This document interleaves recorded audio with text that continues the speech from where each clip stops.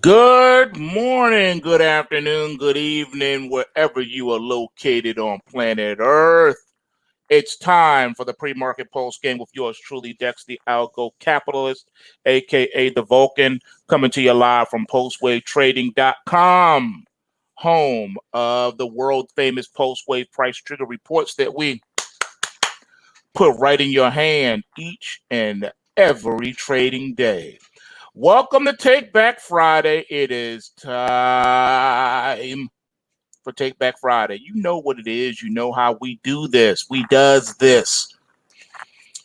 Take Back Fridays are a special type of an occurrence where markets that have been rallying all week will tend to pull back as people like to do some profit taking ahead of the weekend, so they can have a little bit of money in their pocket. Markets that have been down all week will suddenly get a little pop as bears take profit. So this is a day that basically bulls and bears are like to take a little bit of profit. Now the thing about Take Back Friday is it's not etched in stone. It does not need to be that way. Sometimes markets that have been rallying all week will continue to rally. Markets that have been down all week will continue to go down. I have to tell you, man, we live in a very precarious time, a crazy time. Uh, the news just won't stop coming in. I'm telling you, man, it's ridiculous. Now, on Fridays, we like to take things as light as possible, but in spite of the idea of doing so, it's hard because there's so much foolishness going on in the world, and it's really hard to do anything. It's really hard to avoid that. So today we got a hodgepodge of foolishness to deal with, man. We got to deal with the foolishness. You know how we does it. You know how we do. Some of the stuff we talk about today is going to be absolutely hilarious. You're not going to believe it, but trust and believe it is all factual. I bring you nothing but the real, nothing but the raw. All right. So, with that being said, without further ado, let's jump into these overnight markets and see what's going on. Those of you that need to handle some business, move some stops, you probably need to and would like to do that right now before that opening bell clicks off. We're in the middle of earnings season now. It kicked off, so we're good now. Earnings are going to keep coming in, and it will always move markets, especially when the bigger names come in. Like last night, after the close, we had none other than Netflix. What up with Netflix, player? All right, we'll get into that a little bit in a little bit. All right, so right now you got the Dow futures up 122 points at 26,675. You got the NASDAQ 100 up 125.5 points at 10,638 and a quarter. Even the S&P 500 up 20 and a quarter points at 32.14 and 3/4. You got the Russell My Hustle up 9.5 points at 1469.4. Bitcoin futures composite index. It did its thing, man. It held that 9,000 support. The overnight low was 9,095. Right now we're at 91.95. So it's treading water. It's not breaking that 9,000 support. All right, there's still hope yet. There's some hope. We'll see what happens though. The opening bell ain't rung yet. All right, nat gas up 2 pennies at $1.74.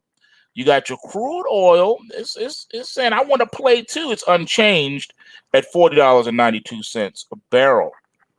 You got the long bond up 730 seconds, trading at 180.14. That's 180 in 14.30 seconds. You got gold futures right now trading at 1809, up $8.70. You have silver up 8 cents, trading at $19.66 an ounce. Then you got none other that's been in the news is that dollar. We used to call it King Dollar. It's not King Dollar no more. No, no, no. More like I go chop your dollar. It is trading down 23 pips at 96.10. Overnight low was 96.02 after hitting that 95.99 handle just the other day. So looking weak and Wizak. Looking at the euro dollar, it is up 44 pips at 114.37. Pound sterling down 17 pips at 125.32. The Aussie is up 11 pips at 69.80. And the Canadian dollar is up 2 pips at 135.74. Euro yen up 35 pips at 122.50. And the dollar yen right now is unchanged at 107.25. Kiwi New Zealand dollar is down 6 pips at 65.32. Moving over to food. All right, so soybeans now are up 3, trading at 8.94. All right, just pulled back from the overnight high of 8.95 3/4. We got corn up 2.5 at 3.40 after hitting 3.41 1/4 in the overnight, and it has positioned itself with a bullish 2-bar Charlie setup. So I'm expecting an all-day up day and for it to close in the green today. It did have a rally alert the other day. Remember that rally alert?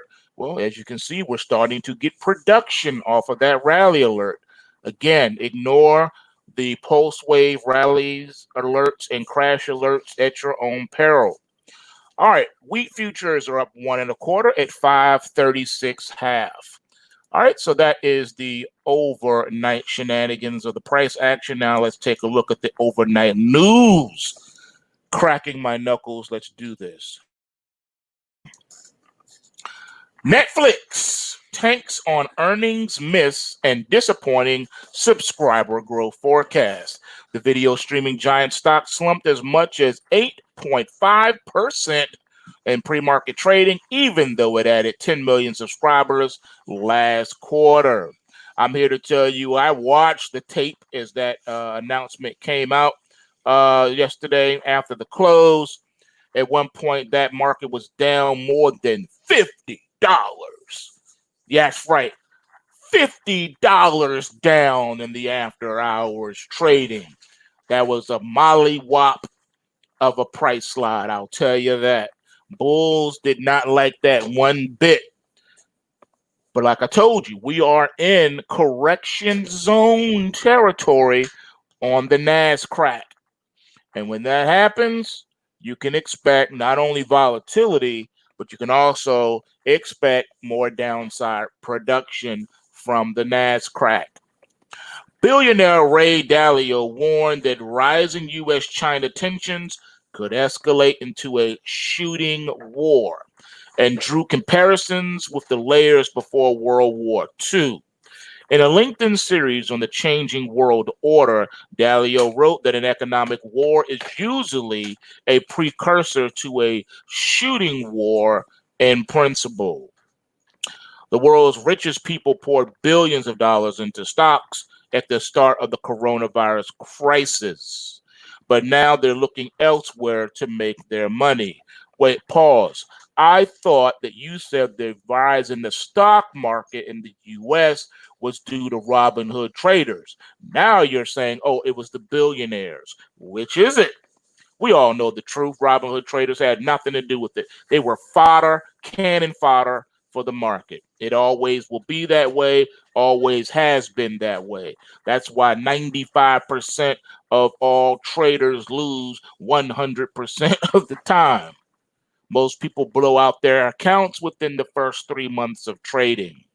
Those are irreversible facts.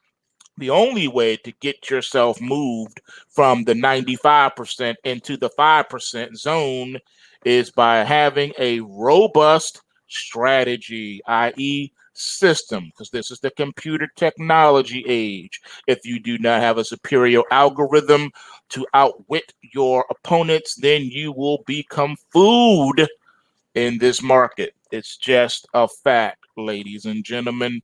You don't have to like the message, but you do have to accept it. UBS says its ultra wealthy clients are moving out of stocks to invest in more illiquid assets. Well, then that shows you that just because they have a lot of money doesn't mean that they don't also lose a lot of money. If they're pouring money into illiquid areas, that i.e. means most of the time real estate. Real estate right now is in chaos and turmoil, especially commercial real estate. So if they're moving their money into commercial real estate, they probably more than likely need to fire their current advisor and hire a new one. Next, we have Twitter. Twitter says 130 accounts were affected in a giant hack that wiped $1.3 billion off its market value. Its investigation suggested the hack was broader than just the Bitcoin scam. Again, in an age of cyber threats, you would think a ginormous company like Twitter would have some good antivirus program working and that they would have a pretty good team of programmers, computer specialists that will be able to monitor their system a lot better than what it is doing right now. I have to tell you, this doesn't sound very good and it doesn't pass the smell test. No wonder hack has been gaining and getting closer to that $50 mark. JP Morgan says U.S. stocks are staring down a double whammy of spiking COVID cases and an uncertain election, but traders shouldn't stay away entirely. Whatever. Morgan Stanley's wealth management chief warns investors are misreading the biggest risks to markets right now and shares 4 ways to maximize returns as earnings roll in. That would be to do the opposite of whatever they suggest. That is the key, ladies and gentlemen. Bill Miller's record-setting fund beat the market for 15 straight years. He breaks down the trio of forces that has him bullish on stocks and lays out a home run trade he's making right now. He shares a simple no-frills trade idea to capitalize on the current environment. Note, if he is sharing anything with you that he is doing or already has done, more than likely he's talking his book and he's getting you to pile on to make him his money because the market isn't moving right now. That's just some side stuff for you right there. U.S. futures are slightly up. In Europe, Germany's DAX rose 0.1%, Britain's FTSE 100 rose 0.4%, and the Euro Stoxx 50 was about flat. In Asia, China's Shanghai Composite rose 0.2%, Hong Kong's Hang Seng rose 0.5%, and Japan's Nikkei fell 0.3% at the close. In the U.S., you know what it is. The S&P 500, NASDAQ, Dow, Russell, they all rose between about 0.3 and 0.9% respectively. Earnings today: BlackRock, Volvo, and Snap are the highlights. On the data docket, we got housing starts changed, and CFTC oil and gold net positions are due. Interesting. Traditionally, the COTS report has always been a lagging indicator. It's basically 30 days old by the time you get it. I'm sure that the oil and gold net positions are pretty much the same thing. It's different because with equities, those books usually are a lot slower to change. But in futures, you have expiring contracts that you're trading. So you have to be in and out of those, and you get to be a lot more nimble than you can with equities. So by the time the report is released, I'm sure most of the people there have already offloaded their positions, et cetera, et cetera. All right, so this is the weirdness of today, and we're going to be all over the place. It's just the nature of the game, you guys. I'm so sorry. But I try to, at least lighten it up just a little bit, you know, as much as I can, as much as possible. But it's just hard to do with all the chicanery. For instance, this is July. We're in the middle of July. Historically, after Labor Day is the day that kids would go back to school. At least when I was coming up, that's what it was. So you knew that you had, at least the first couple of days of September, you get to chill and get yourself ready, get your mind right to go back to school and, kind of wean off of the summer because you've been so up and excited and having fun during the summer. Well, as far as going back to school, a lot of parents are saying thanks, but no thanks. Millions of newly homeschooling parents now have finally seen the light about homeschooling. We have been telling you about homeschooling for good grief, 20 years now, 20 plus years, and you've been ignoring us and making fun of us. Now, because of the COVID and people being forced to learn from home, now all of a sudden, oh, it's cool now. It's a good thing. It's a great thing. Yeah, but what about all the times you ragged on us? Oh, what about your kids aren't being socialized and they don't know how to talk to people and deal with other people? I'm like, so then let me guess. So you saying our children live alone in a cave without any human interaction? You dummy, they have a family. Of course, there's communications and learning. What are you talking about? You learn how to manage yourself in society first by what you learn at home. Duh. But now you don't hear those arguments.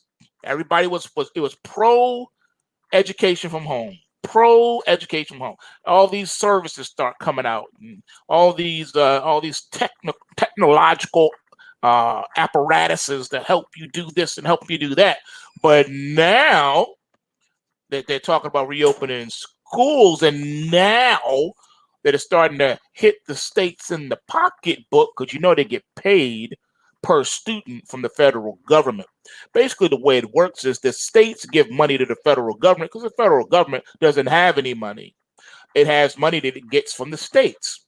So then the government gives the money back to the states in form of credits for every student they have enrolled in public school.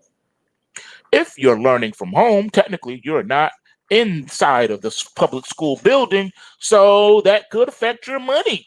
So now you have everyone say, oh no, we need to go back to school. Kids aren't learning, blah, blah, blah, blah. So now they have to start doing that again. If you're at home, you're not learning, according to them. If you're home, you're not learning. But here's my thing. If you're in the school building, you aren't learning either. Just look at the test scores over the last 20 years. Come on, dude. Really? Really? With dehumanizing COVID-19 restrictions awaiting students at schools, i.e. the public schools, many parents are opting to keep on homeschooling, which is a parent's right to do. Now, next month marks the beginning of the 2020-2021 academic year in several U.S. states, and pressure is mounting to reopen schools even as the COVID pandemic persists. Side note, let me tell you this. If you are truly, truly serious about homeschooling your kids, there is one place that you need to go. One place. If you want to be able to exercise your right, all right, to homeschool your kids, all right? And that is called HSLDA. HSLDA.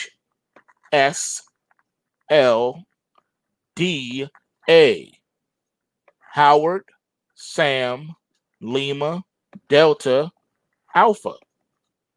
You need to go to the HSLDA website immediately because you're going to need some tools. You're going to need some representation.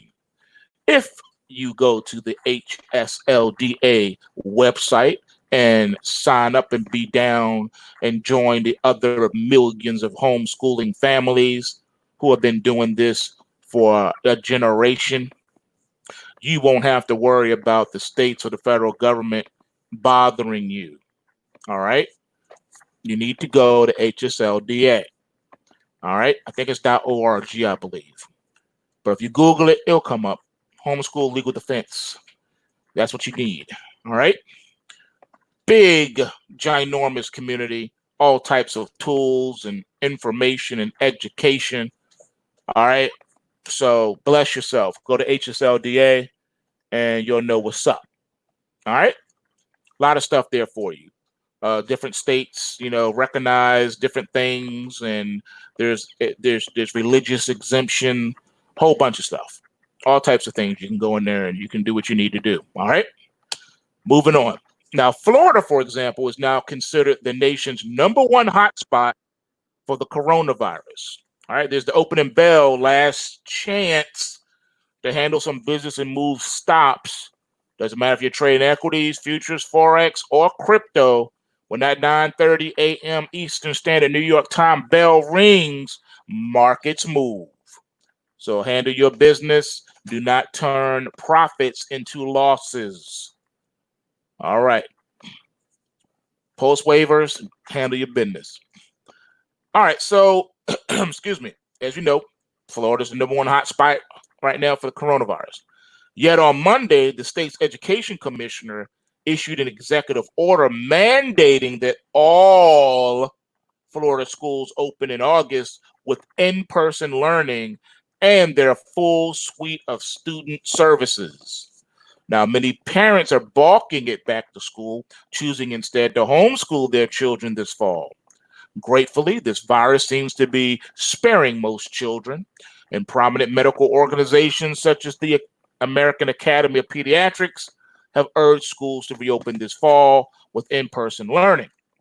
For some parents, fear of the virus itself is a primary consideration in delaying a child's return to public school, especially if the child has direct contact with individuals who are most vulnerable to the COVID-19's worst effects. Now, again, with the lack of availability for testing, I don't see how you can throw them back in there. Because, again, using the CDC's and Dr. Fauci's own fear mongering about the virus, according to them, it's a magic virus. It can do things that other viruses can't do. You have no way to know if you're infected or not, because you can be infected and have no symptoms. It can be with you, in you, around you forever. It can go in and out of reality. It can go in and out of dimensions, so it's multi-dimensional. All right, it's downright cryptic. All right, so basically, we got a virus that also doubles as a cryptid, and it could be responsible for the majority of people missing in national state parks. That was my attempt at some crude humor. But here's the issue, though.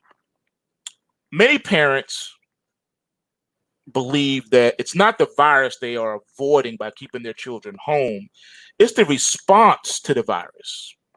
In May, the U.S. Centers for Disease Control and Prevention, the CDC, issued school reopening guidelines that called for strict social distancing tactics, all-day mask wearing for most students and teachers, staggered attendance, daily health checks, no gym or cafeteria use, restricted playground access and limited toy sharing, and tight controls on visitors to school buildings, including parents.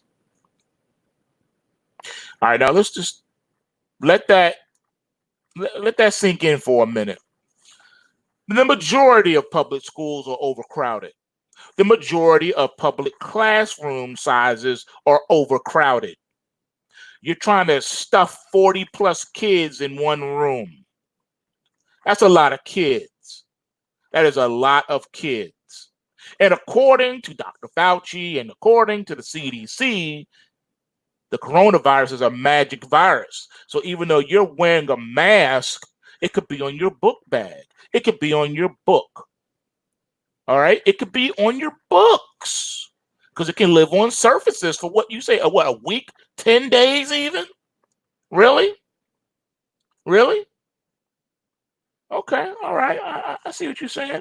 So then, when the teacher, for those of you that are in the slithering class, when he comes in and says, please turn to page 394, and you turn to page 394, and you don't know when you touch the page there's coronavirus on that page, and you may touch your eyes or wipe your eyes at some point. Let's say you go for a long time and don't wash your hands because you only got 5 minutes to get to class, and some of these public schools are humongous, like football stadiums, and you can't be late to class or you get detention. What if that person then takes their hand and touches something else, and that now the virus is all up in the school? So whether you have a mask on or not, you can still get infected, right? Then you said staggered attendance. What does that mean? So what? You say, okay, everyone whose last name in the alphabet goes from A to J must come to school today, but everyone else gets to stay home, and then you alternate. And he said daily health checks. So some schools have over 1,000 kids in them. So that's going to be a long line at the entrance. If you're taking people's temperatures and then you have to ask them that long checklist, they got to ask you, have you done this? Have you traveled out of the country? Have you done, what's your name? Okay, let me see your ID number. Okay. Then you say no gym and no cafeteria. So now the kids can't get any exercise and they can't go to the cafeteria. So where are they supposed to eat? And if they don't have any cafeteria use, what about the poor kids who get free lunch? Where's their meal coming from? How are you going to give them their meal if the cafeteria is closed? If the cafeteria is closed, that means the cafeteria workers have been furloughed or laid off or fired. So there is no cooking in the school. And even if it was, how would you go about doing that? They say restricted playground access and limited toy sharing. Okay, so now you're talking about the elementary school and the preschools and all that and the Head Start programs. Okay, so sorry, I don't know about you, but recess was the best time of the day when I was in elementary school. We couldn't wait to get outside, especially when it was really nice outside and good weather. Are you kidding? We couldn't wait to get to the playground so we could go to the soccer field and play a nice quick game of kickball. Or we would go to the blacktop part of the playground area outside and we'd play bombardment. We couldn't wait to play some bombardment or some kickball. But kickball is the biggest thing. So you're telling me you're going to deny me kickball? We hated indoor recess. Indoor recess was boring and whack with outdated board games that were missing major pieces of the game, so it made the board games unplayable. What y'all know about that? So now you're telling me I can't go outside. I can't play kickball. I can't play bombardment. And you said no gym. So we can't climb the ropes. We can't swing on the ropes. You know, they used to let us swing on the ropes, even though technically they say you're not supposed to. They let us swing. We got our swing on those ropes. You climb up to the highest knot you could, you know, so you could put your feet on that part of the knot, and then you have your buddies swing you. You know what I'm saying? And then, oh man, sometimes, man, you be going these big, huge circles in the gym. It was cash fun, man. And then, of course, you know, there was basketball you could play. Sometimes they put out the mat so you could tumble. And, you know, for those that like the gymnastic stuff, you could tumble. You know, I mean, come on. You taking all that away? And then the younger kids, the funnest thing that we did, you know, that was back in like first, second grade, is where they had the parachute. We had an orange and white one. And we had a parachute, and all the kids would get like around in a circle, and we do the parachute, and you make it go real puffy, and then you get under it real quick, and if you do it quick enough in the right way, it would stay inflated like that for a long time, and that was just so cool. We just really enjoyed that. So now you're telling me we don't have a tramp. You ain't gonna let us be on the trampoline because we had trampoline too, so we couldn't be on the trampoline. We can't roll and tumble on the blue mats. Then you're telling me we can't swing on the rope. can't play basketball, can't play bombardment, can't play kickball. Okay, fine. Can we at least play tetherball? We enjoy playing tetherball too, because of course the tallest kids would always dominate us smaller players, but it was still fun nonetheless. So now you telling me we can't even do that? Okay, and then the older students, because we still have recess in junior high school. So you trying to tell me we couldn't go outside? Now, see, when you're in junior high school, it's different because the fellas, that was our time to go mac on the girls. So you trying to tell me we can't even do that? Now that's not an option. That's not an option. And now, don't think that the high school people aren't affected by all this too. Oh yeah, they got y'all too because see, everything shut down. Now, what we used to enjoy when I was in high school was we had that what did you call it? It's a special lunch where you could go off campus. We could leave. All right, as long as you was back, in time, you could leave. You could go off campus. We would go down to the Roy Rogers and then open lunch. Thanks, babe. My wife just reminded me. It's called open lunch. We had open lunch, and we could go and we could do that. Everybody would leave. The school would be empty. Ghosts. Nobody up in there. Everybody would be out at the Roy Rogers, at the Wendy's, the McDonald's, whatever. All right, just hanging out. Sometime, some of us, we would go home. If you live close to the school, you could just go home. Or if you had a car and wasn't too far away, you get in the car and you go home, whatever. Things went down, you know what I'm saying? You can fill in the blanks. Things happen in high school, okay? But now they're affected too. Now, don't get it twisted. Sometimes we would chill in the cafeteria just because it may not be nothing to do. It could be pouring down, raining outside. Nobody want to do nothing. But see, what we had too during open lunches, they had the gym open. So we could go to the gym and we could play basketball during lunch period. That's right. We could play basketball in the gym during lunch. So we would go down there and we would do that. And, the gym is where everything would happen. We go down to the gym sometime. We get in a cipher and we be rhyming in a cipher and stuff. It was just fun. All right, that was your downtime. Do whatever you want to do. So now you're saying you're taking away the gym because it said no gym. If it's no gym, the gym is closed. The gymnasium is closed. So high schoolers, your life is going to suck too because you have no gym. The gym is closed. No basketball, no cipher, no rhyme ciphers. All right, none of that. No b-boying, nothing. No gym. It sucks. This is a major part of school. And for you socialization fanatics out there, that's all you talked about when it came to homeschooling was socialization. Well, now you want us to reopen the schools with no socialization. So then what's the point? If going to school, public schools are about socialization, and now you want to take away socialization because of the strict social distancing tactics, what's the point? What's the point? What is the point?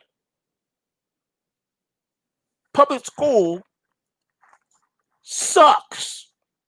Even though I gave you some good highlights, it still sucked. But those were the highlights that we look forward to make it suck less. But now you've taken that away, so it absolutely sucks. You're basically sending your kids to a prison camp. Because, see, they're not talking about the metal detectors you got to pass through and get patted down and wanded down. They're not talking about the police that's in the school now. When I was in high school, there were no police. There were no metal detectors. When I was in high school, no one ever got shot on public school campus. People will always get shot outside of the school, not on school property. Now people can get shot, stabbed, shanked on school property. We didn't have that problem. Plus, when I was coming up, if you had a problem with someone, you would always settle it outside with your hands. All right, you would get these hands after school. That's what that was about. You use the hands. All right, not knives, not baseball bats, not firearms, not bow and arrows, none of that. All right, it was hands. But now, because everything has gotten so violent because of the failure of the public school educational system, now you got that to worry about too. So what's going to happen if you take away all the social interaction? You know what that's going to breed? I tell you right now, more violence. Because now you've cut off all the avenues that allows the young people to exert their extra energy. You've taken all that away. It's bad enough that we're lacking in communication skills to begin with because of all the social media and texting and all that stuff. So now you're making it even more. You're alienating human beings even more. So I ask you again, what's the point? What's the point? At least at home, I can hug my wife. I can hug my kids at home. Social distancing, not at home. I don't have to worry about that at home. Nonsense, I'm telling you. This is straight up nonsense. But I digress. See, school districts across the country have quickly adopted the CDC guidelines, and they've even devised their own reopening plans accordingly. So once parents get wind of what's going to be going down in the upcoming school year and what it's going to look like, including the real possibility that at any time schools could be shut down again due to virus spikes, they started exploring other options. All right? Think about it. Now, one mother in Florida, her name is Rachel Cohen. She says these social distancing expectations and pandemic response measures prompted her to commit to homeschooling her 3 children ages 13, 8, and 5 this fall. Quote, mandated masks as well as rigid and arbitrary rules and requirements regarding the use and location of their bodies will serve to what? Dehumanize, disconnect, and intimidate students, end quote, Cohen told in an interview. All right? Think about that. Now, she is endeavoring to expand schooling alternatives in her area and is currently working to create a self-directed learning community for local homeschoolers that emphasize nature-based experiential education. There is quite a lot of interest, she says. Now, let me stop you right there. First and foremost, again, HSLDA. I do not work for them. I do not get paid by them. I'm just telling you that they are awesome. HSLDA. Millions of homeschoolers come together. Do you know how many associations there are within the HSLDA? Pretty much every neighborhood has a chapter, has its own chapter where they get together, and different parents that have different skill sets come together and say, okay, we're going to Tom's house today for science class since he's a scientist and he's going to teach science. Well, you know, Debbie has advanced mathematic degrees and she is an engineer, so she's going to do the math. But then Stephen over here, you know, he is a anthropologist and works for the Smithsonian. So, you know, he's going to handle those that are interested in studying anthropology. Oh, see, again, when you break things down and you do the knowledge to stuff and you look at the science to things, then you get down to the bare bones of the truth. So all the advocates that were so against homeschooling all these years are now looking retarded.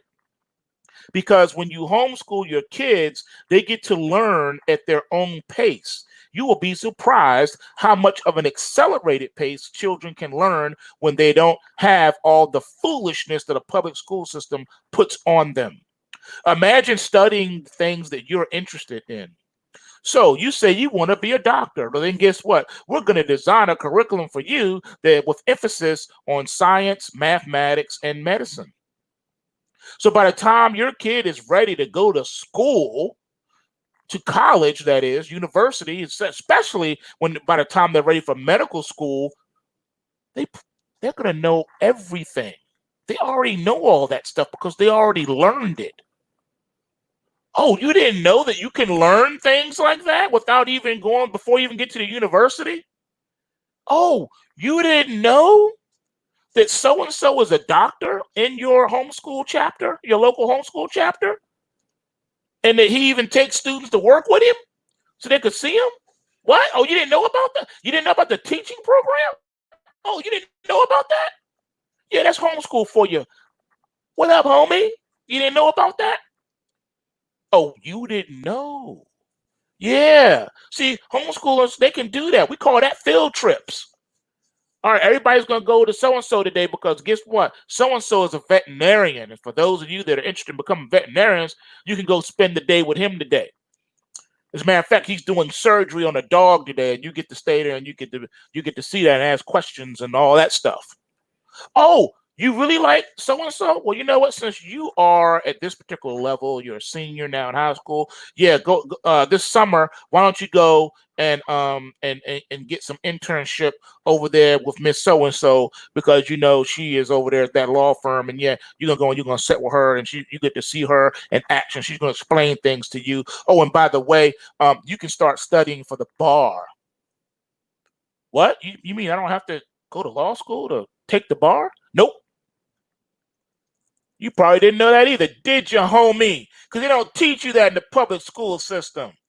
They teach you how to be a drone, a robot, an obedient slave prepared for the workforce. They don't teach you and push you to become a professional. You can become an entrepreneur. You can become a doctor, a lawyer, an engineer. Do you realize that by the time most homeschool kids get to university, they're bored to death? Because most of them start university early. Yeah, man, you don't. That's a whole nother program. I'm gonna get off my soapbox on that for a minute, but we'll come back to it down the line here because this is an important topic. You as a parent have a right to homeschool your kids, period. All right? You will be surprised how much children can absorb.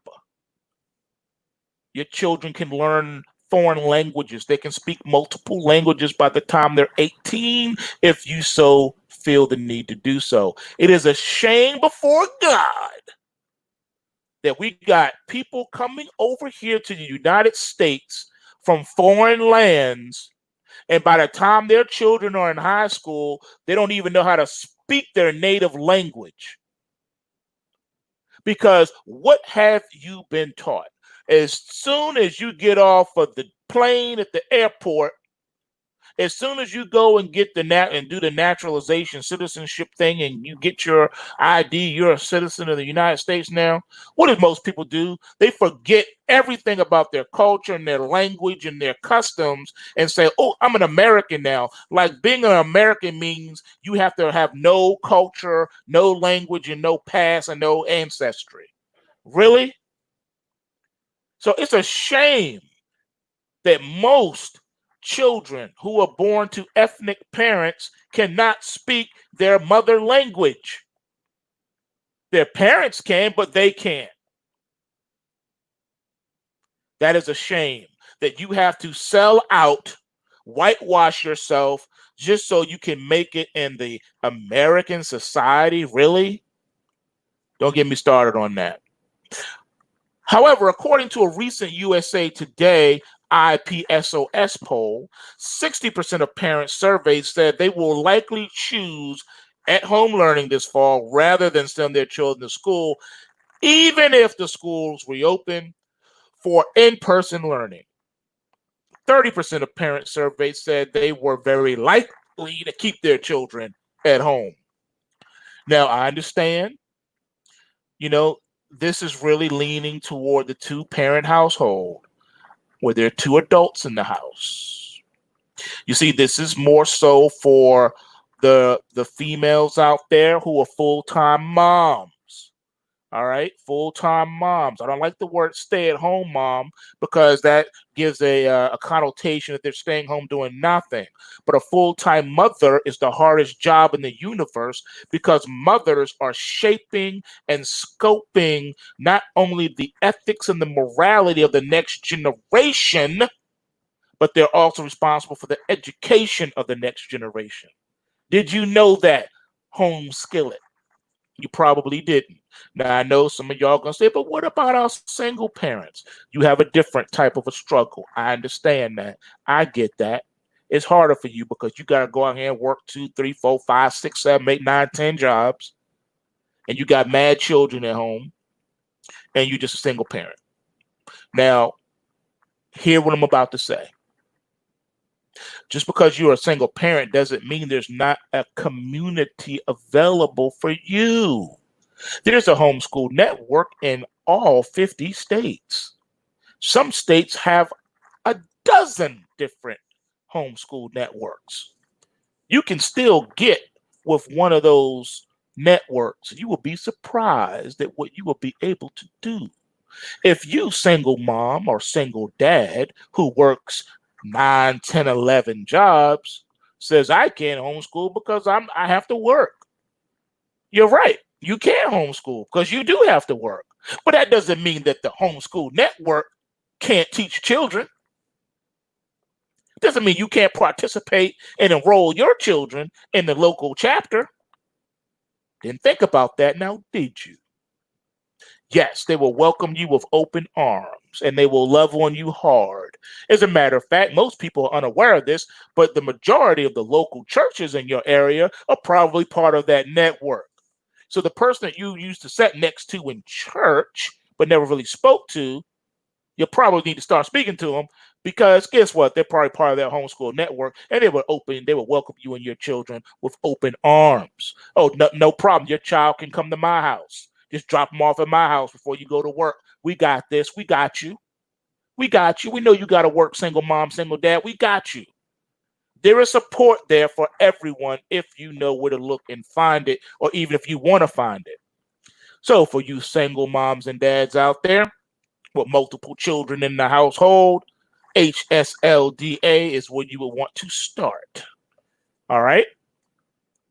There are people there willing to look out for you and help you. You ain't got to do it all on your own. Now, see how I was able to segue into that? No judgment, because everybody's situation is different. All right, we're not even going into the single parent household thing right now, because I was raised by a single parent. So I understand the challenges of that. All right, got a special place in my heart for single moms out there. Okay. There's a whole lot of different situations and circumstances that create single parent households. Okay. That is not the purpose of what we're talking about today, but we can get into that at a later time too. It doesn't mean that because that is your situation that you are doomed and your kids are doomed. Okay. Your kids can still have the best of education.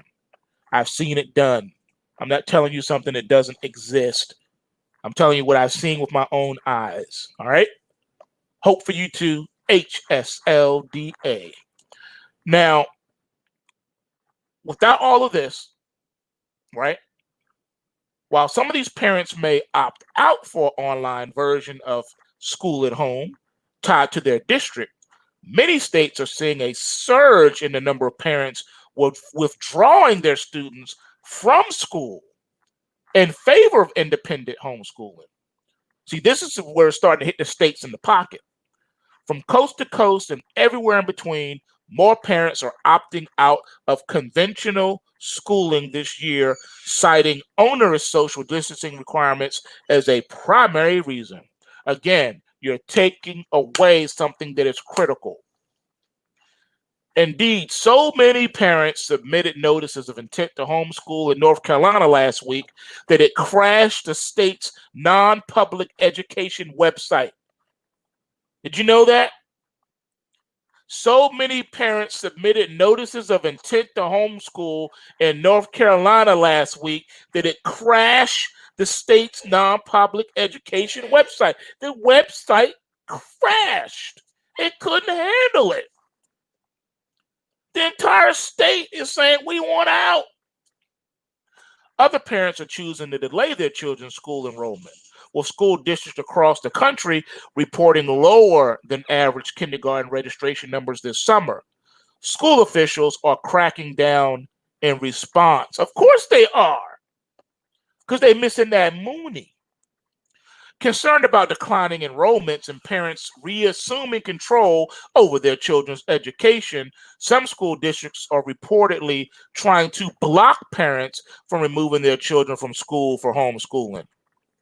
In England, it's even worse. Government officials there are so worried about parents refusing to send their children back to school this fall that the educational secretary just announced fines for all families who keep their children home in violation of compulsory schooling laws. Quote, we do not have to get back into compulsory education, and obviously fines sit alongside as part of that, quote, English Secretary Gavin Williamson announced.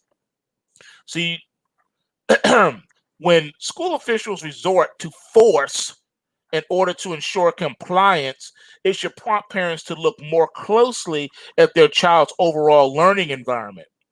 Parents have the utmost interest in ensuring their children's well-being, both physically and emotionally, and their concerns and choices should be respected and honored. After several months of learning at home with their children, parents may not be so willing to comply with the district directives and may prefer other more individualized education options. Pushed into homeschooling this spring by the pandemic, many parents are now going willingly and eagerly down this increasingly popular educational path. Now, let me interject a few things to you guys because you need to know the truth about this. It is your right as a parent. You are responsible, all right, for the education of your children. Bring up a child in the way they should go. And when they are older, they will not depart from it. All right? That is your directive and responsibility, parents. Now, unfortunately, depending on which state you live in, they try to make it downright impossible for you. Case in point, the District of Columbia, all right, they make it difficult for homeschooling. You got to go down, you got to let them know about your intent to homeschool, and then they're going to make you meet these certain criterias and requirements. So they make it real difficult for you. They don't like homeschooling. Some states are really, really, really anti-homeschooling states. So they're going to do whatever it takes to make that impossible and very difficult for you. All right. While we're talking, the Michigan July Consumer Sentiment Index came in at 73.2. It was estimated at 79. So that's a miss. When the consumer sentiment number misses like that, that's analogous to a earnings report with a major miss. It has a very negative effect on the stock market. So FYI, we'll see where this goes. But normally, traditionally, whack consumer sentiment is a death knell to a bull market. All right, just so you know that. But we live in uncertain times, and anything can happen. The market could rally from here, saying, "Oh, people hate shopping now. What do you know? Let's buy some stocks." I don't know. The world is weird. But for you homeschoolers out there, don't lose heart. The HSLDA will help you with that. They have information on all the various states and all that stuff, requirements, all that stuff. There are different exemptions, like I told you. You can do it under religious exemption. You can do it a traditional way where you and the state basically oversees you, and you got to take all these tests and do all the stuff that they make it to the point where it's grievous for you. You might as well send your kid back to public school because that's what they're hoping that you do. So if this is something that you are decided to do, don't give up. Go to HSLDA and you can get the help that you need. Now, there is an annual membership to join HSLDA, okay? It's $100 a year, and you can pay in monthly payments, low monthly payments. So you ain't got to pay the 100 all up front if you don't have it. Or if you do have it, you can pay $1,000 for a lifetime, which will cover all of your children and future children until they graduate public school, until they graduate high school. All right, so yeah, but if you want to know more about it, they have an enormous amount of information there. And if you type in HSLDA on YouTube, they may even have some videos too. I don't know. But anyway, so there's hope out there for parents who want to take back control of their children's education. It's just facts, folks. Now, speaking of reopening this fall, we got to have a serious adult conversation about this whole pandemic. We really do. All right, you got to put on your big boy pants, your big girl pants, because we gotta now dive a little bit deep. We got to get a little bit dark. All right, you may not like where we're going, but just hang in there with me, and I think you will see the light. All right, so this year so far has been very abnormal, very weird. I have never seen anything like this in my lifetime. The COVID-19 panic shows us why science needs skeptics. Now, I'm not talking about scientism, the religion. I'm talking about scientific method, The dumpster fire of COVID predictions has shown exactly why it's important to sustain and nurture skeptics, lest we blunder into scientific monoculture and groupthink, which is what they want. They want the Borg. All right? And yet the explosion of cancel culture and tolerance of any opinion that doesn't fit a shrinking 3x5 card of right think risk destroying the very tolerance and science that sustains our civilization. Since World War II, America has suffered 2 respiratory pandemics comparable to COVID-19. The 1958 Asian flu, then the 1969 Hong Kong flu. In neither case did we shut down the economy. People were simply more careful. Not all that careful, of course. Jimi Hendrix was playing at Woodstock in the middle of the 1969 pandemic, and social distancing wasn't really a thing in the summer of love. And yet COVID-19 was very different, thanks to a single buggy mess of a computer prediction from one Neil Ferguson, a British epidemiologist, given the hysterical overstatements of death from mad cow to bird flu to H1N1. From COVID-19, Ferguson predicted 3 million deaths in America unless we basically shut down the economy. Panicked policymakers took his prediction as gospel, dressed it, and cloaked it with science. Now, long after governments plunged half the world into a Great Depression, those panicked revisions are being quietly revised down by an order of magnitude, now suggesting a final tally comparable to 1958 and 1969. Yeah, this does stink to high heaven, doesn't it? COVID-19 would have been a deadly pandemic with or without Ferguson's fantasies. But had we known the true scale and parameters of the threat, we might have chosen better tailored means to both safeguard the elderly and at risk while sustaining the wider economy. And of course, you all know my opinion. I believe the elderly were given it to them. They got it directly. I think it was given to them through their flu shots, because they always recommend the elderly people get the flu shots. And I believe that's how they got it. How else can you explain the boom in COVID-19 in senior homes? Those seniors don't leave the home. That's why they're there, because they're not mobile. They can't leave. They didn't fly over the country. They didn't go to the wet market in China. So how did they get it? A nursing home is basically a hospital for the elderly. The nurses and staff that work there always take safety precautions and they're under the OSHA regulations. All right. That's why you didn't hear of the pandemic spreading in a hospital. So if you didn't hear it spreading in a hospital or an urgent care facility, then how is it spreading in a nursing home? They're under the same OSHA guidelines. Think about it. After all, economists have long known that mass unemployment and widespread bankruptcies carry enormous health consequences that are very real to the victims suffering, drained life savings, ruined businesses, broken families, widespread mental and physical health deterioration, even suicide.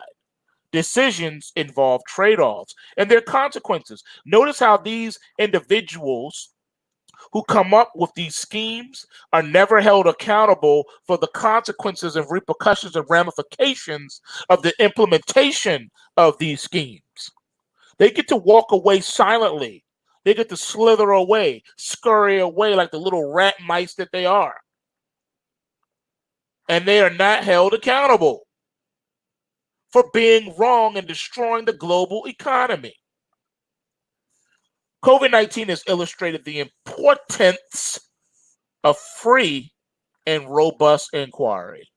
After all, panicked politicians facing media accusations of killing grandma aren't in a very good position to evaluate these trade-offs, and they need intellectual ammunition, not only to show them which path is best, but to bolster them when a left-wing media establishment that is controlled by the government attacks them.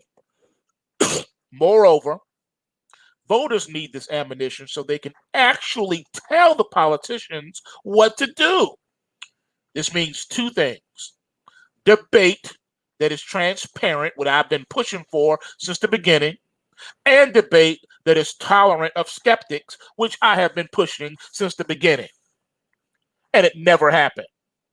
And it's never going to happen. And that's how you know that everything that has happened because of nefarious means. If it was not, then why not have the open public debate?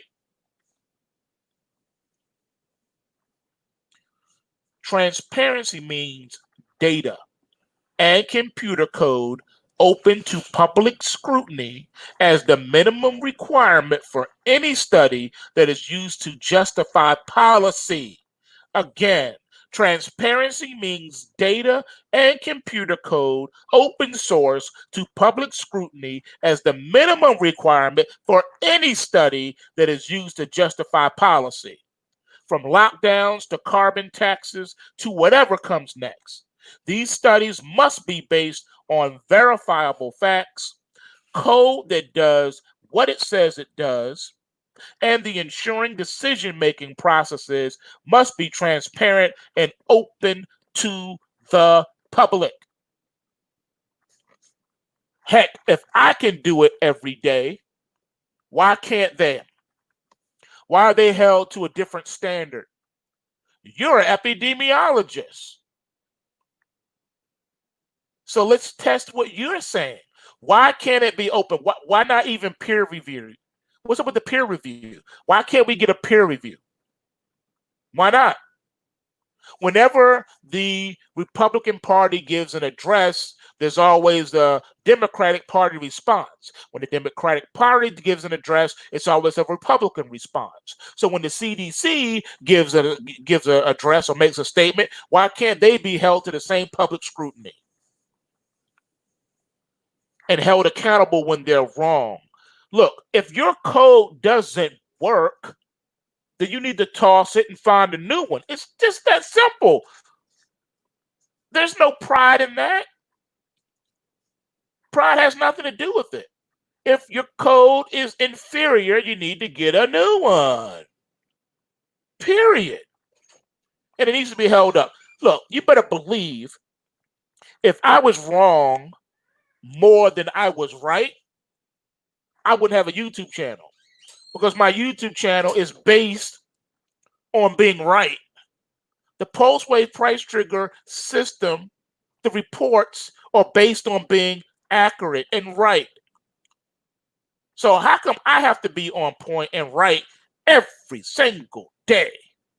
I got to be right in all markets, in all market conditions, up markets, down markets, bull markets, bear markets, side markets, no markets, options markets, crypto markets, forex markets, futures and commodities markets, stock equity markets, every single day. And I can't just do it on one security. I got to do it on thousands of securities each and every day.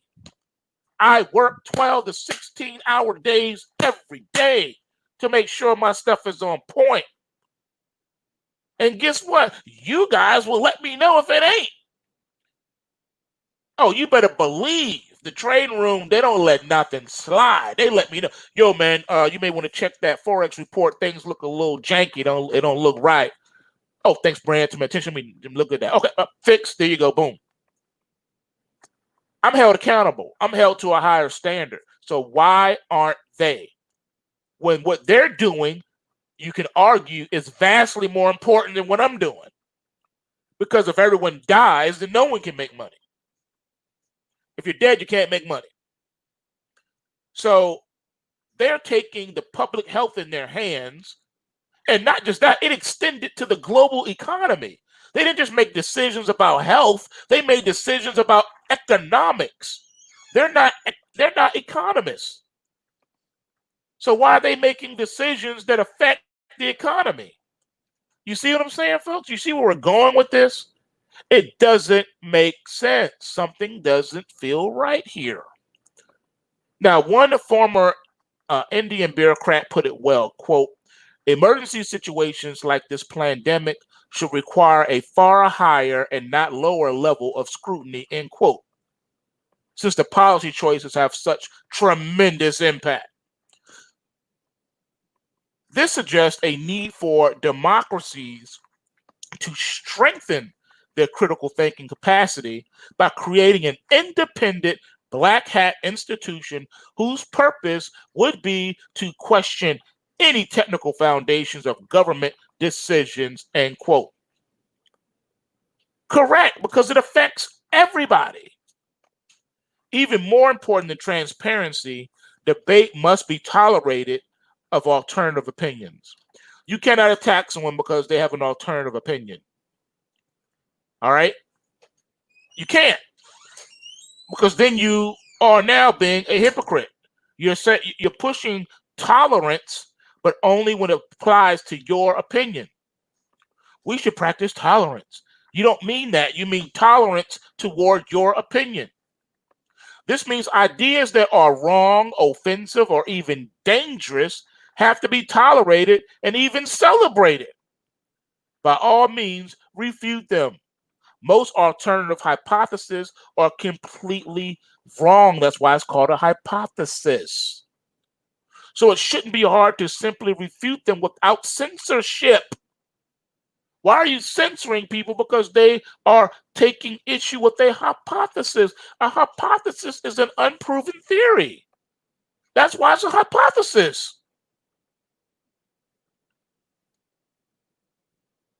It hasn't been proven yet. It's just a theory. You know what? I think it may rain today. Therefore, I'm going to walk out the house with an umbrella. Well, you know, Dex, I take issue with that. I see that the sun is really bright in the sky today and not a cloud in the sky. Therefore, I'm not taking an umbrella. I think your hypothesis that it's going to rain is off today. Okay, fine. No harm. I'm going to take an umbrella. You don't. That's fine. But if it rains, I'm going to be held right. And then my hypothesis about the day is correct. However, if it does not rain, then my hypothesis about the day is wrong. And you have to say, hey, I was wrong. Oh, okay, I was wrong. What is the harm in saying I was wrong? Why is that so hard for the government to do, especially the unelected government officials? What is so hard about saying I was wrong? I made a mistake. I'm human. No, when they talk as if they are gods. That is not the voice of a man that speaks, but it is the voice of a god. Really? Really? Okay, fine. if that's how you want it, then you got to also be held accountable when you are wrong. You got to be man enough to come out and say, you know what, I was wrong. I admit that I made a mistake. So it shouldn't be hard to simply refute them without censorship, people. Facebook, Twitter, YouTube. This, after all, is the essence of scientific method, to generate hypotheses testable by anybody, not just licensed experts. Once again, hypothesis generated to be testable by anybody, not just licensed experts. Just because someone has an MD after their name does not mean that they are speaking truth when they open their mouth.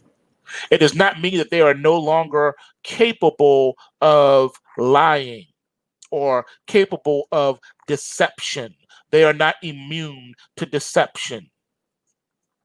Whether we are faced with a new crisis, a new policy innovation, or simply designing a better mousetrap, groupthink and censorship are recipes for disaster and stagnation, while transparency and tolerance of new ideas are the very essence of progress.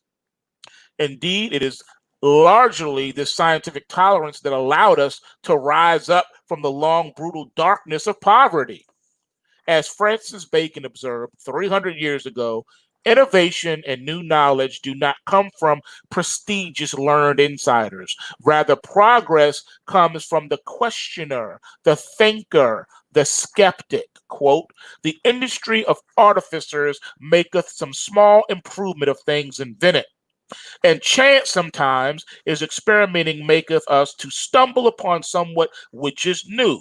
But all the disputation of the learned never brought to light one effect of nature before unknown. And that is a quote from In Praise of Knowledge, Volume 1, 1740 and 1850. Indeed, every major scientific advance challenged the settled science of its day and was often denounced as pernicious and false and even dangerous. The modern blood transfusion, for example, was developed in the late 1600s, then banned for nearly a century by a hostile medical establishment, canceling tens of millions of lives at the altar of groupthink and hostility to skeptics. See, folks, truth doesn't have to be afraid of scrutiny.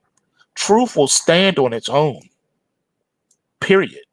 Truth doesn't have to even be defended because it's going to always win because it's true.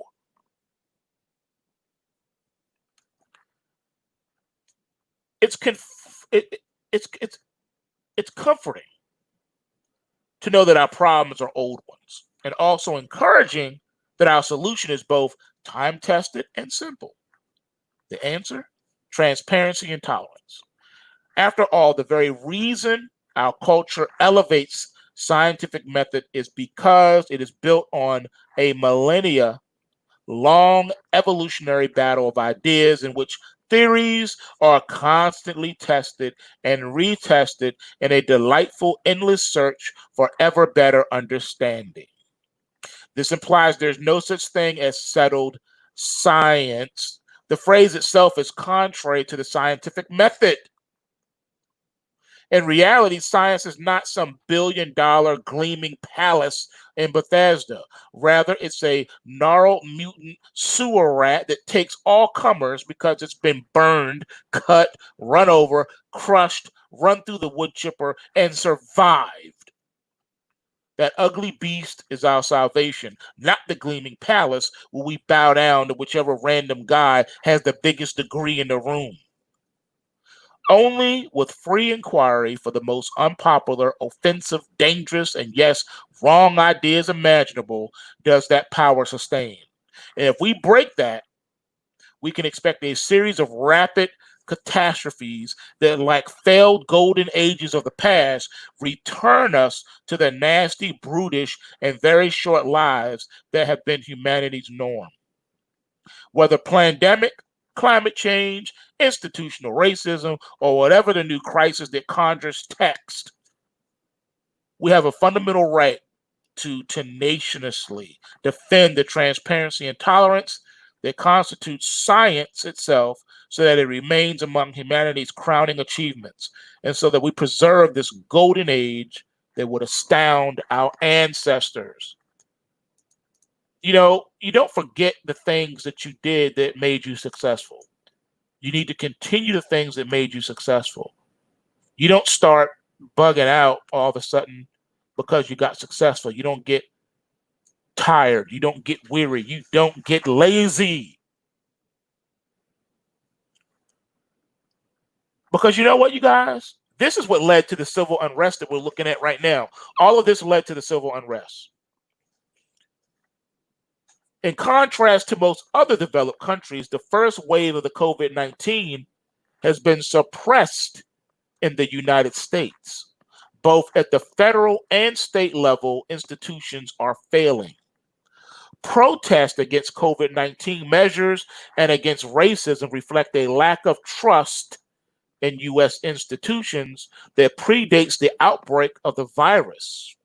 In a polarized society, trust in institutions is likely to be vulnerable. No matter who wins the election, the turbulence in U.S. politics and society is not likely to pass. In fact, what we are seeing now may be only the beginning. If you take a look at the first wave of failure, in the last few months, we have seen the U.S. taking a descent into chaos. In contrast to most other developed countries, the first wave of COVID-19 has not been suppressed. In fact, in June, the daily amount of new confirmed cases surpassed the initial peak reached in April. At the same time, a coherent federal plan to turn this around seems lacking. At the state level, economies have been reopened before meeting the criteria set out earlier by the White House. At the individual level, we have seen many protests against measures to contain the virus. But here's the funny thing. It's not the virus that's doing the killing. It's the protesters that are doing the killing.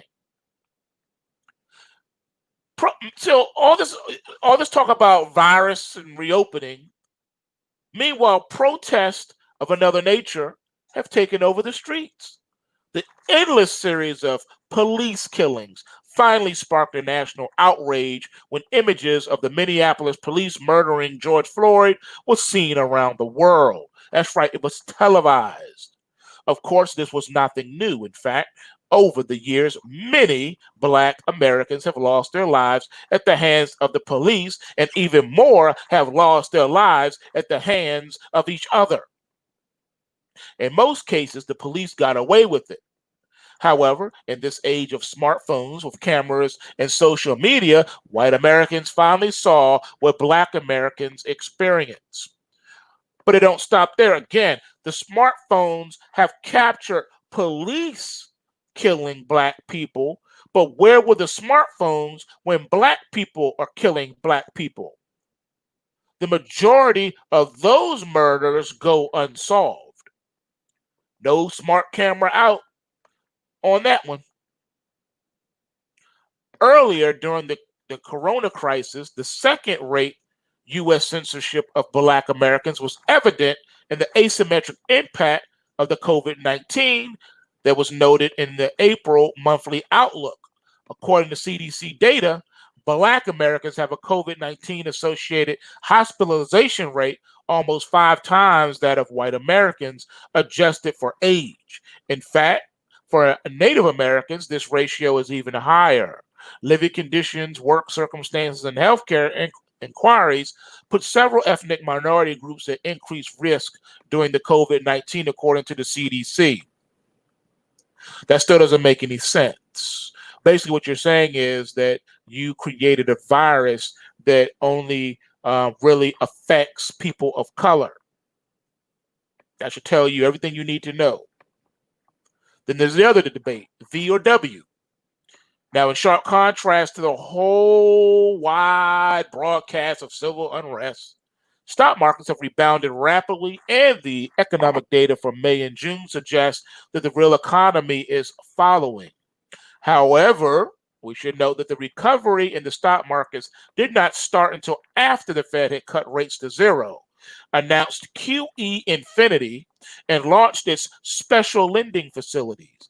Also, don't forget, it relaxed the guidelines for the bank stress tests, which included corporate bonds.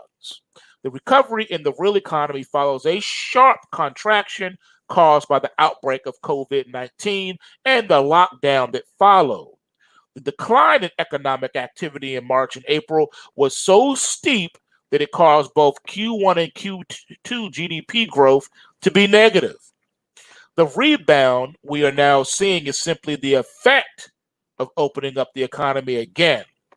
This is a mechanical rebound.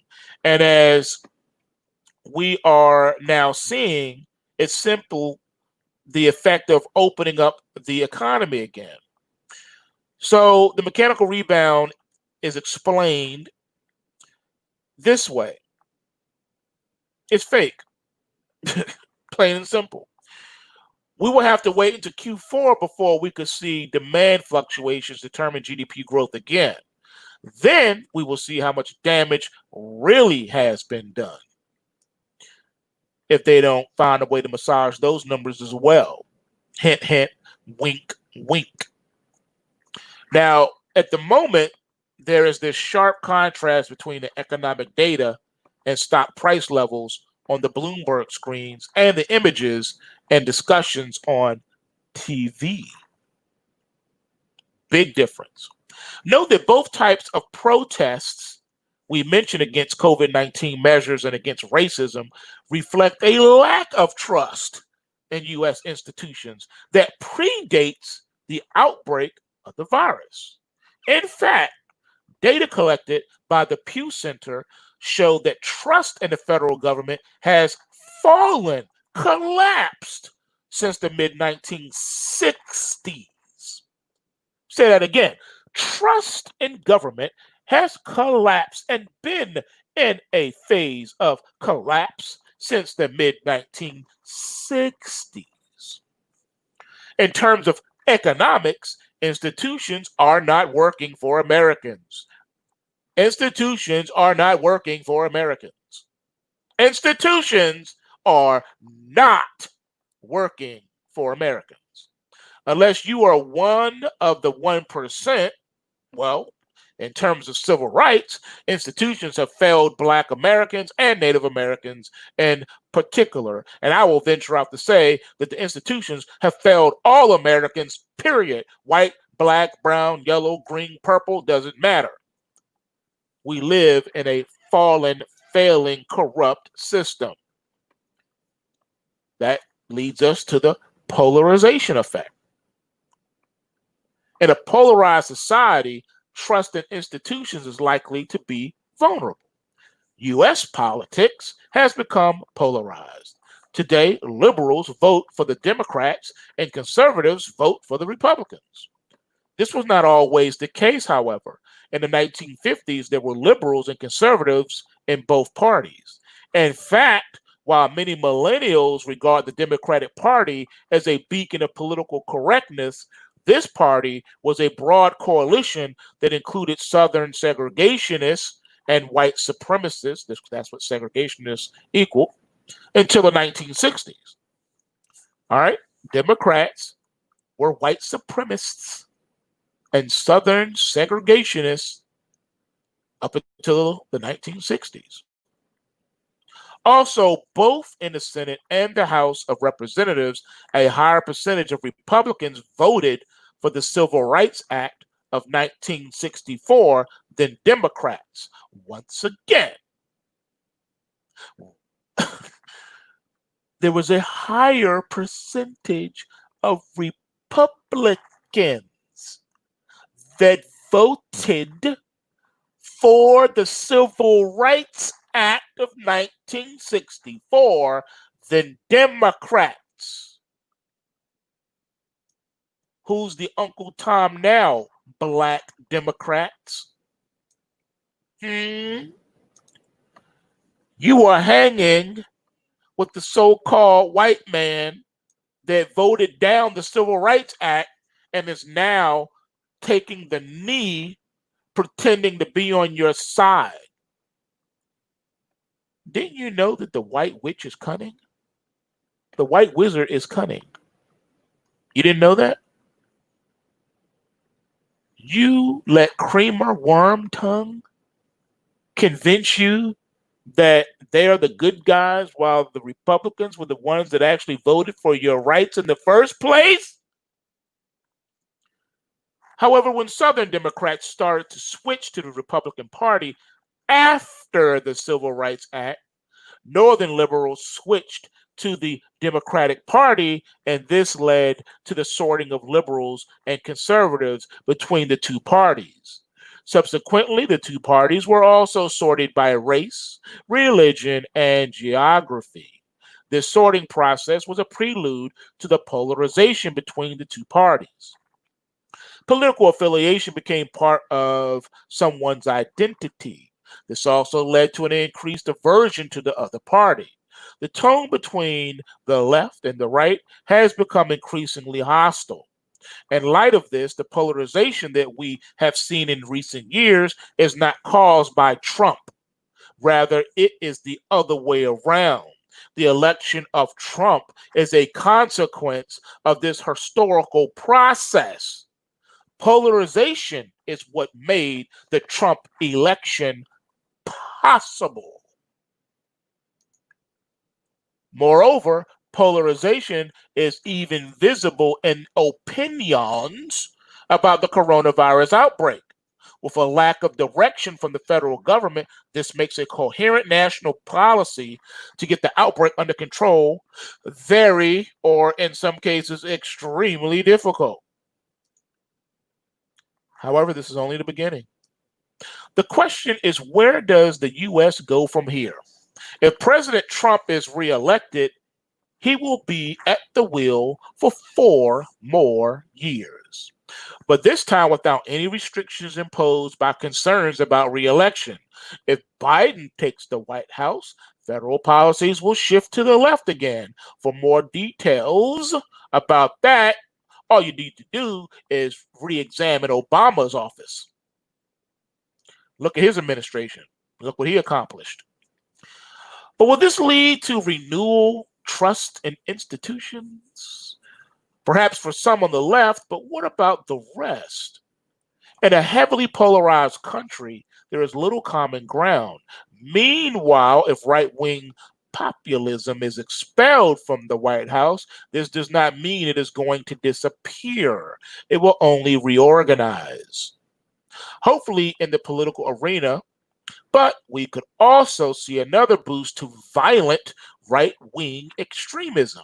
In fact, right-wing attacks and plots account for the majority of terrorist incidents in the U.S. since the mid-1990s.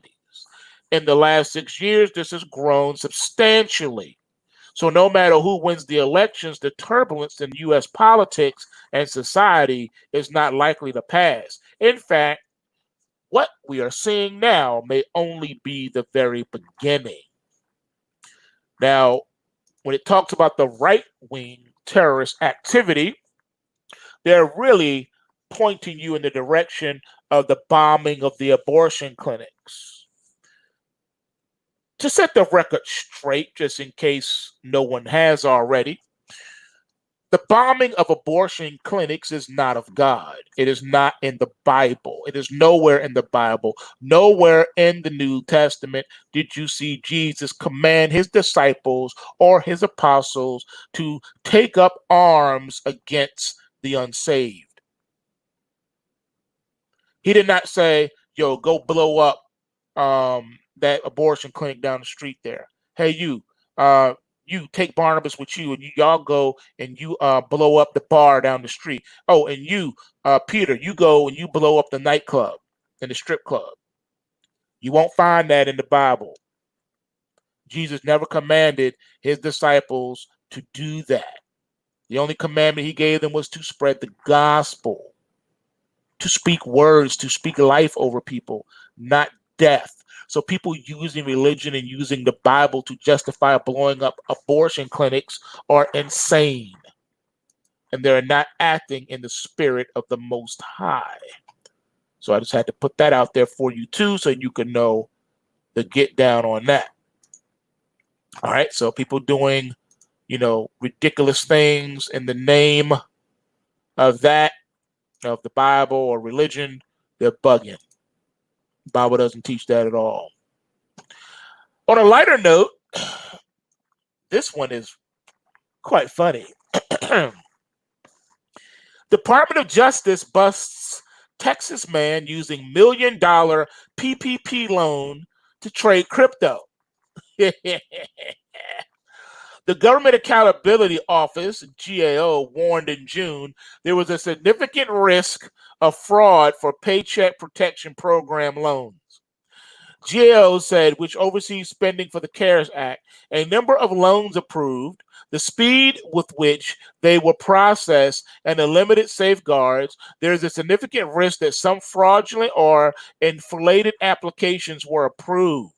The GAO said the Small Business Administration had safeguards to deter fraudulent loans, but as we find out in mid-July, they weren't good enough. Fortune magazine reports a Texas man received almost $1 million in PPP loans to support 51 employees at his Texas barbecue company to pay out salaries during months of lockdowns. The only problem, Joshua Argars, who received $956,250, never had a barbecue company nor any employees, but received the money and deposited in Coinbase to trade cryptocurrency. He used the government money to fund his trading account. On Tuesday, he was charged with wire fraud, bank fraud, and engaging in the unlawful monetary transactions by the Department of Justice.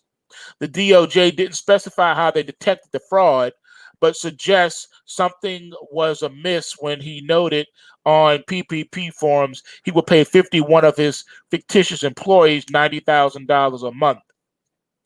Such a high average salary for a barbecue operation raises further suspicion. He was involved in another PPP scam that was what the fictitious business called Houston Landscaping. The DOJ said he was paid out $160,657 in PPP funds.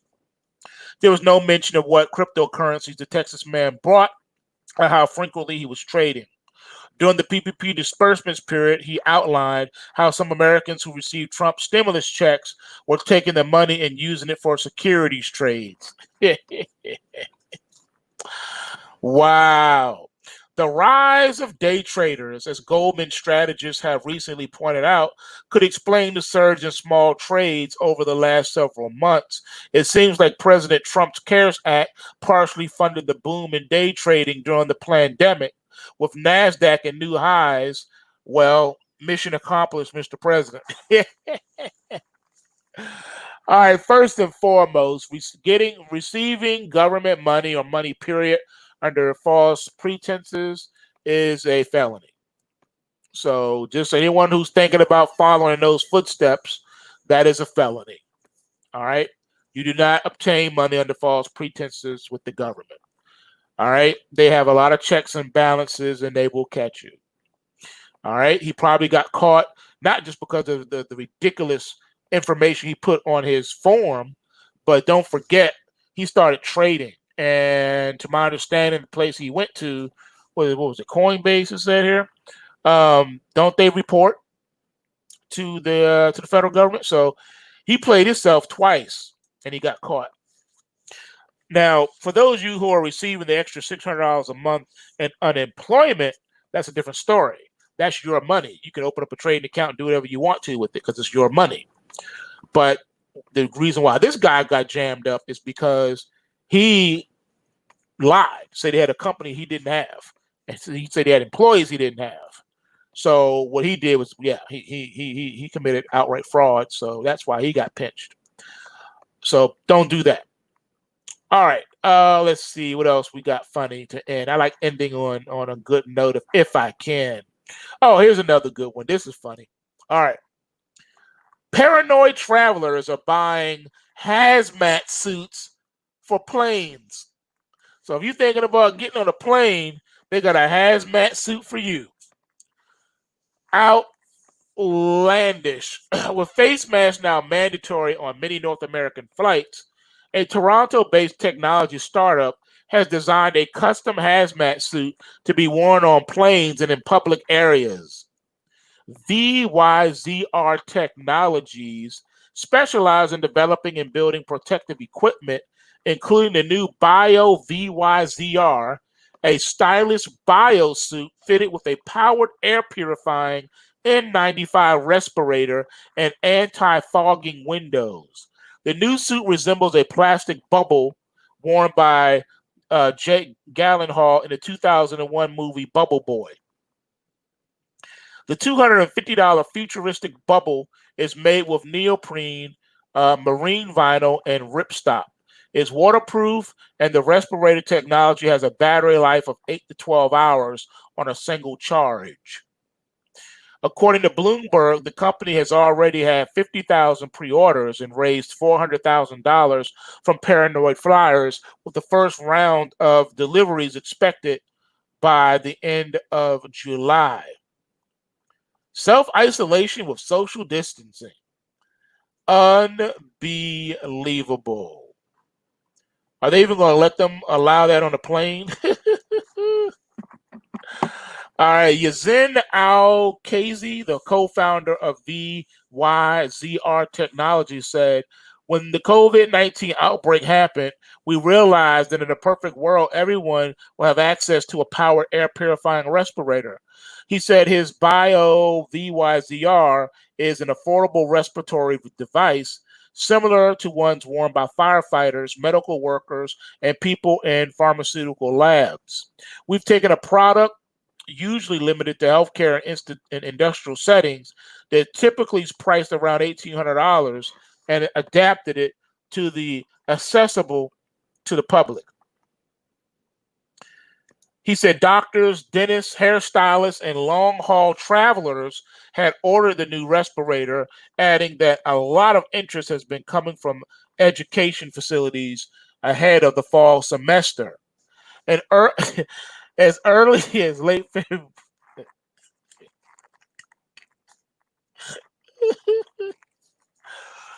as earlier as late February, we noted how companies were racing to build the next generation of wearable air purifiers for the face to block germs. I'm sorry.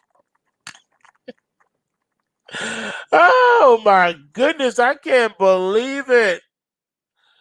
I can't believe it. I can't believe it. I cannot. I cannot. I cannot. Oh my goodness. You guys, we live in some crazy times. Can you imagine people walking around with hazmat suits on? Good grief. Take a look at that, man. Good grief. Unbelievable. And see the little stroller they got for you, the little stroller? You know, the little teeny stroller. Oh my goodness, man. If you didn't see it, I wouldn't have believed it, man. If I didn't see it, I wouldn't have believed it. Hazmat suits now. Very boy, man, woman, and child. So when y'all go back to school, to public school or university, you can see your professor giving you a lecture in a hazmat suit. Good grief. Good grief. Unbelievable. Unbelievable. Man. Unbelievable. Oh man. Just look. Look at the little stroller it comes with, man. Come on. This is crazy. Look at that, man. Look at the little stroller. Hazmat suit. This is what we doing now, y'all. This is really what we doing. We walking around in hazmat suits. Again, these are things that if you didn't see it, you probably wouldn't have believed it. You just wouldn't have believed it. It's too much. It's too much. All right, so that's all I got, man. Y'all know what it is. PulseWaveTrading.com. Come on and break bread with us, man. Trade these markets. Learn how to do it the right way, not the fraudulent way like your boy. You don't have to get PPP loans under false pretenses to trade the market. They got micro markets you can trade, man. You don't need to have $1 million. You can do this. If you work at Burger King, Walmart, McDonald's, whatever, you too can do this. All right, come on over. PulseWaveTrading.com. And remember, bulls make money, bears make money, and pigs get slaughtered. So remember to take what you can and give nothing back. What that simply means is extract whatever profit you can from the markets without giving it back. Do not turn winning trades into losing trades. Use your stops. Trail your positions. Learn how to use the POP method that is exclusive to PulseWaveTrading.com traders. Hope everyone has a blessed and awesome weekend. Take this time to push back from the computer, push back from the news channels, and relax. Kick it with friends and family, man. Hop on the Xbox or the PS4 or the Nintendo Switch and get your game on, man. Get your gaming on. All right, I plan on doing some gaming with the kids myself this weekend. We're gonna have some fun. We're doing Naruto, the Ultimate Ninja Storm 3. We just finished 2. Now we're going to start 3, and then we'll go to 4. So we're looking at having a lot of fun. Anyway, love you guys. Be encouraged. And I will holler at you guys on Monday for the pre-market PulseScan. And everybody else, I'll see y'all in the trading room. Peace out.